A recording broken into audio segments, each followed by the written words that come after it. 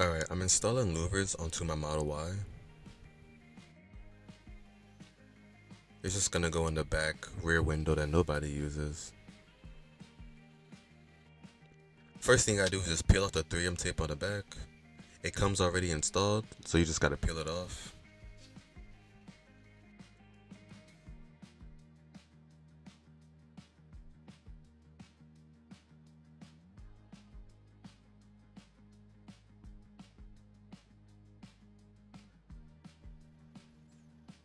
Once it's peeled off, it's gonna look something like this.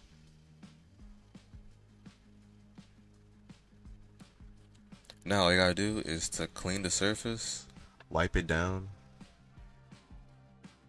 Alright, so make sure you wipe it down thoroughly. And then you just gotta line it up, place it down, and then just press on it.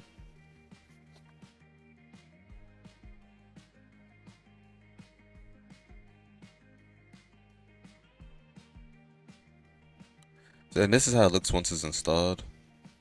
Louvers look like shark gills.